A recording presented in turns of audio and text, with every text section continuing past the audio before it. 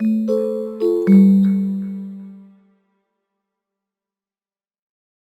this video, I'm going to teach you how to create dashboards using ZENworks Reporting 561.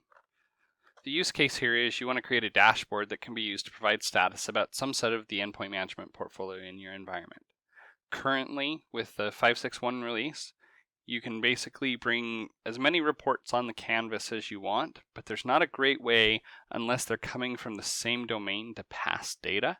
So all of the dashboard examples we'll look at here are things that are always using the same domain with overlapping controls. The requirements: ZENworks Reporting Server has to be installed, of course. ZENworks Reporting can connect to the database server that's hosting your data. The reporting domain for the endpoint management product you want to report against has been imported. You're a member of a group that provides ZENworks reporting access, and you've created a set of reports that you want to surface on the dashboard canvas. Really, a dashboard is nothing more than a collection of reports that you've already created, along with some special controls to be able to pass data and cause things like resubmission. So to create a dashboard then, you're going to log in, you're going to go to the dashboard designer, you're going to set the dashboard title and customize the layout to be either proportional or fixed. You're going to drag existing reports out onto the canvas. You'll add your report controls. These are things to basically be able to pass in filters to the various reports that are on the canvas. Once you're done with that, you can test the dashboard and then publish it. So let's go ahead and take a look at how this is done in the real world. I have my ZENworks reporting server, so I'm going to go ahead and log in as a user who has access. Once I do that, I can come up here to create a dashboard, and that's going to open the dashboard designer. I can give this a name, so we'll make this the Micro Focus Desktop Containers App Dashboard. And then I can go ahead and control whether this is a fixed size or proportional. If it's fixed size, then everything has to fit. You can see here you've got your 1024 by 768, so you can see what'll fit. I like to build mine proportional so that it adjusts. I can then go ahead and start to bring reports in on the canvas. So under Organization, Reports, because I'd previously imported the domain and the reporting package for Micro Focus Desktop Containers, I have this ZAV server domain. And under there, I've actually created some dashboard components previously.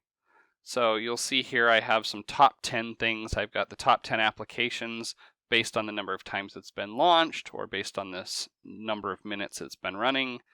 Same thing about the machines and the users.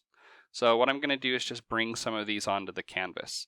So we'll say, well, let's find out the top used applications. And again, that'll be based on time. And we'll size this to the content. And then we can resize a little bit here, and it'll resize. You do want to make sure that the key there is visible, otherwise people won't be able to tell what the bars are unless they hover.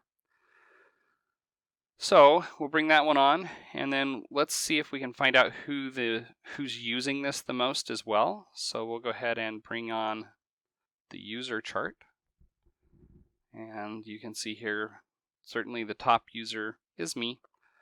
And we could also, on the dashboards, just like elsewhere, if we don't want to look at this data in this form, the user, when they actually run this, will be able to change the type of the chart.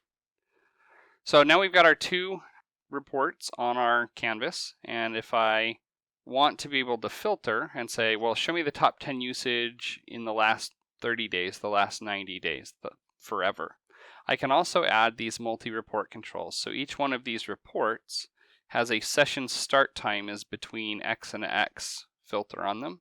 So you'll see I can bring that in, and we'll bring in the and. And so now we have this filter here that can be applied to the dashboard.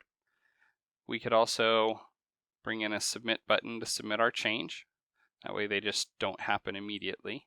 And then we could maybe add a print button as well. If we want to be able to print the dashboard, we could add that on there. We could also add any free text controls. So you could come in here and just add a free text that says filter by. And that'll now show up on the the page. If we right click here, you also can tell this whether you should do a manual or automatic refresh. So by default, it's going to manually refresh. If you want this to be refreshing on a regular basis, you can go ahead and set the number of minutes between that. At this point, I've got a dashboard, so we'll go ahead and save this dashboard. We'll just save it right at the root for now and call this the demo dashboard. We'll save that. And once you've done that, if you go over here to the library, remember the library is a list of all of your reports, your views, and your dashboards. You can go ahead and search. There's my demo dashboard. I can right click that and say run in new tab, run in the current tab, or open in Designer. We'll run this in a new tab. And you'll see here's our dashboard. This is the user view. You'll see this view I hadn't expanded enough, so there are scroll bars. You could turn those on or off. If I don't want to look at it that way, again, the user has the flexibility to come in and say, well, there's too much data there for a pie chart, so why don't you show it to me by a bar chart? And now it'll show as a bar chart. You'll see by default, it's looking at the last 30 days of data.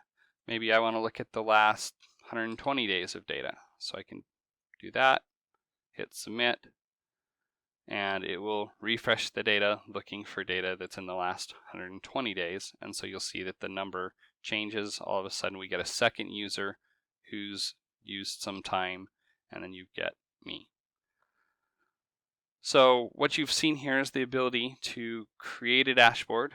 Again, you have to create these from ad hoc views. So you basically create your ad hoc view, or you can actually use Jasper Studio. So if you have a more complex report, maybe you want a stoplight control or something that's not offered in the ad hoc viewer today, but is available in Jaspersoft Studio, that is available as part of your ZENworks downloads and can be used to do pixel perfect reports, things that maybe are just a little more complex than the ad hoc view provides you the ability to.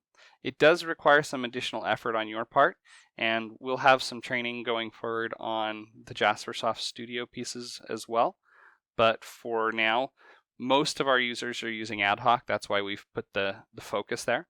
But once you have developed an ad hoc view or a Jaspersoft Studio report, you can take and create reports out of the ad hoc view.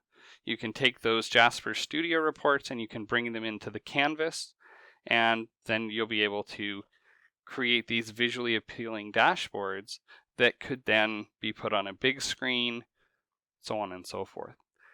Now, another thing that a dashboard is useful for is you may just want to have information about a certain thing, but you need a set of interrelated data. In that case, you may have a page where you pick, say, a bundle in a ZENworks zone, and when you pick a bundle in the ZENworks zone, you get 3 different graphs that shows you how many launches were there, how many installs were there, how many assignments are there that are effective or not effective. And so it's not really a dashboard per se, it's more kind of an interactive reporting tool. But by using dashboards, you can combine those ad hoc views into a single way for the end user to interact with them. The 621 dashboard designer actually improves on this a lot and provides some cross-domain reporting capabilities in the dashboard and the ability to pass parameters back and forth between different areas of the dashboard. And so there will be a video coming up on that soon as well. I hope you found this useful, and we'll talk to you next time.